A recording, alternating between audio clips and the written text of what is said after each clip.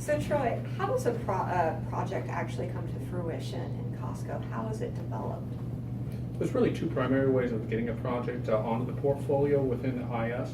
One way can be internally sourced, which means that an SVP or one way it could be internally sourced, meaning a senior executive, such as the CIO, can submit a project, which would then go to the office of the CIO for approval later on. Another way is a senior business executive can sponsor a project, and that would come to the exact same IS office of the CIO board for evaluation whether it moves forward or not.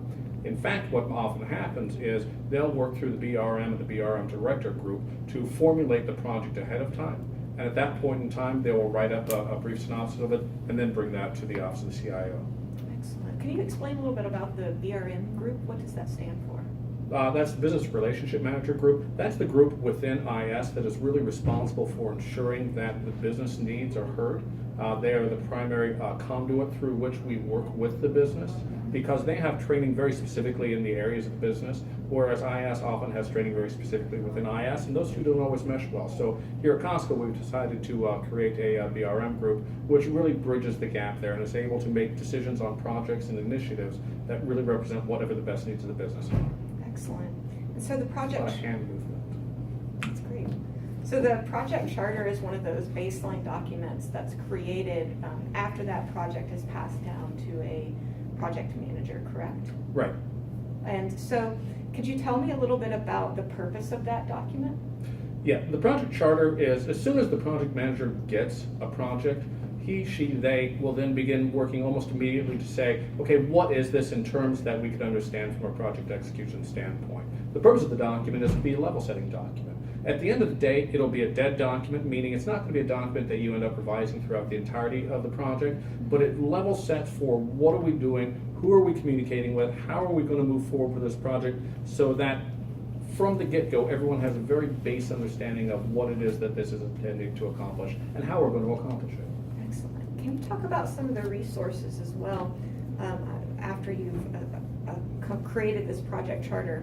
Can you talk about how those resources for the project are allocated? Yeah, that's kind of a complicated question as far as resource allocation. And I don't want to go into too much detail about specifically how the mechanics are doing that here, just because that's always in flux. However, when a project is initiated, the project manager will grab someone from solution architecture very first, as well as a BA or a BRA, as well as a BA. And what they'll really want to do is focus on refining that project charter and determining what resources need to be attached to this project in order to be successful. There are all sorts of different groups within IS, and if you have a project that, let's say, doesn't touch on mobility, then you're not going to get a mobility lead to come to your project. So it's really that group, and especially working through the SA, who are going to say, here are the 7 or 8 or 9 different areas that you need, and then they'll work with the PM to go out and acquire leads from those areas to begin participating in the project. But that's really only after the charter has been established and we have a firm understanding of what the project is. Okay. Excellent. So can you can tell me if you need these answers are crappy or you need. No, they're excellent. Could you tell me what the BA stands for? A BA is a business analyst. Okay. So they are the ones who often will go out and very specifically gather the requirements of the project. They'll be in the trenches on a day-to-day basis to say this is how this needs to function, representing it from an end user standpoint. Excellent. So I often think of a BA here at Costco as the person who goes right up to the edge of the computer screen. Now a lot happens on the back end, non-functional requirements and whatnot. They're not responsible for telling us how the technology is going to work, but they're responsible for telling us how a business user is going to interface to the technology. Excellent. Can you talk about the approval process of a project charter? So once you've got your resources allocated, where does that project charter go? Yeah, so I'm not going to say that you have to have all the resources allocated in order to get a project charter approved. Those two things can float independently.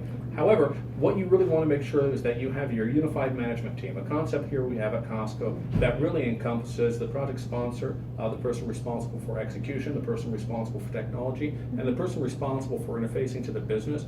If you have all those people aligned, they're the ones who are going to sign off on your project charter. So the project manager will likely be working with them to some degree, or the people who work for them. And then once it's ready, it goes up to that group to review. And it's not a matter of, hey, we review this and we're rejecting this and go away. It's much more of a collaborative effort here at Costco. So it'll go up for review, and any notes that need to be addressed will be sent back to the project manager and team, and they'll address it and it'll come back for finalization. But we do want sign off on that from everyone. Even though it's a dead document, we want to say that at some point in time, this really was the vision for how we wanted to accomplish all of this, and that's why it's important to get those key players saying, yes, this is what we intended to do. And the sign-off really may be a physical signature, although that's really almost never the case. It will quite often be an email response saying, yes, I, person X, agree, or it may be something a little bit fancier. Someone may choose to use DocuSign or something of that sort. It really depends on the nature of the project manager and the team who's executing it, whatever they're most comfortable with. Excellent. And who are the people who sign off on this document? The people who commonly sign off on the document are the project manager is going to sign off. You're going to have the person responsible for execution, which would be the program manager. You're going to have the director responsible for the technology. You're going to have the director responsible for the business interface. And oftentimes you'll even have the IS executive sponsor sign off on it. They may, of course, defer to the rest of the group. And those would also be considered stakeholders, correct? Well, they are stakeholders, and stakeholders is kind of a fun subject, right? Because everyone always talks about stakeholders. I'm going to define stakeholders in my own way and understand that everyone can define it in different ways. And as long as there's common understanding of what people are saying, then it doesn't really matter. But stakeholders are someone who, for some reason, is impacted by whatever we're doing with the technology, all right? So you may have 10 stakeholders, you may have 1,000 stakeholders. And certainly you're never going to list, oh, here are my 1,000 stakeholders. What you'll end up doing is you'll end up grouping them and saying, okay, well, here are accounting, and so you're going to be the stakeholder representative for accounting, and you're going to be the stakeholder representative for point of sale, et cetera, et cetera. The key thing is to leave no group outside of the project that is either going to be impacted by the project or may have some good input to the project. So people shouldn't get too wrapped around with, oh, how should we think of stakeholders? Let's have meetings over what a stakeholder is. These are just people who are impacted and they need to have a say in the project. Excellent. What are some of the biggest challenges in writing the project charter? You know, as we walk through some of these documents, I'm going to tell you that one of the most important things about writing the documents is writing the documents. And what I mean by that is oftentimes people will take a look at a project charter and they'll say, well, this is all very obvious information. I don't really need this. This will come somewhere else. But the act of writing something instantiates it, or it makes it more clear to yourself and others about what you actually mean by this. The act of signing off on a project charter presumably says that you've read it and you understand it. So it's really a way of bringing together, coalescing the thoughts and making them common to folks. And now I've succeeded in losing your question altogether. I have no idea what you asked. No, that's that's very important. I mean, because essentially, if I'm understanding correctly. Wait, Savannah, run it from the top. I really don't know as what if the nothing question just was. happened, because we'll probably won't use that one, or we'll cut it to make a different point. You made a good point, but it just wasn't the point you were right, asking. you didn't for. answer our question. But so when that happens, pause and just start as if you'd never asked the question. Yeah. Okay. And then No, you I've can lost my question. Hang on. Yeah, like, would you just answer the question? No. I was asking what the biggest challenge. What is the biggest No, challenge? wait, take it again. Because if you say I was asking, Okay. and we start the video there, Okay. It there's doesn't no make context. sense. So you Okay. got to start as if you'd never said anything. All right. What is the biggest challenge with writing the project charter? You know, the biggest challenge in writing the project charter is sitting down and actually executing the writing of the project charter, of getting the information clearly out of the heads of others and into a document where it's clearly understood. So I would say the biggest challenge is really organizing to write it and then affecting the writing of it. There's nothing independently within the project charter that is particularly difficult. It's simply getting the information, getting the folks together. So that was an inconsistent answer. There's no one thing that I could positively point to. But this process of getting the document together, that's the important part Yeah. here. So, That's absolutely. could you tell me, could you give some advice for a person who's writing a project charter for their first time? Let me ask that. Let me re-ask that. If you could give advice to a person writing a project charter for the first time, what would that advice be, and how did you learn it? My advice to a person writing a project charter for the first time is to, number one, grind through it. Don't take any shortcuts in doing it. Understand that it's a process to make sure that all of the information is easily understood.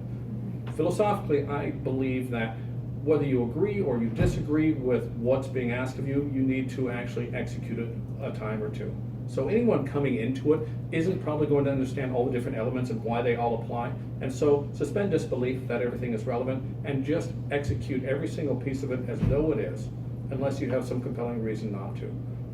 It's through that process that you're really going to evolve an understanding of what the components are and where they play overall into the project at that time and going forward. Excellent. I felt like that was a terrible answer. No? It's good. Okay. How are project resources prioritized? Are they prioritized at all? How are project resources prioritized? Well, the answer is it depends. Okay. I could give you an answer right now that is very clear for how we prioritize projects and project resources. However, 10 days from now, tomorrow, 6 months from now, it may be different.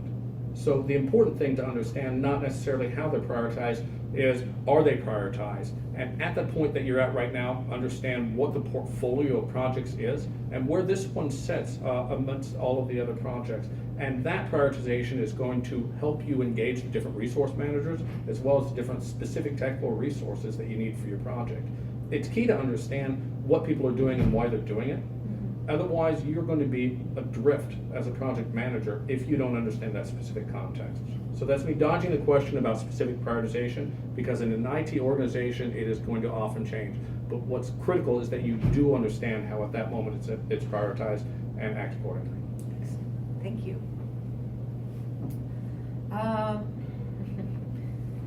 What's a subtle problem you've had when writing a project charter? Give me an example of subtleties and nuances with communicating with people or allocating resources. Okay, that's a lot of different questions. A subtle problem that I've had in writing a project charter is just getting going with the writing of it and really understanding that it needs to be done. A junior project manager will often be very specific.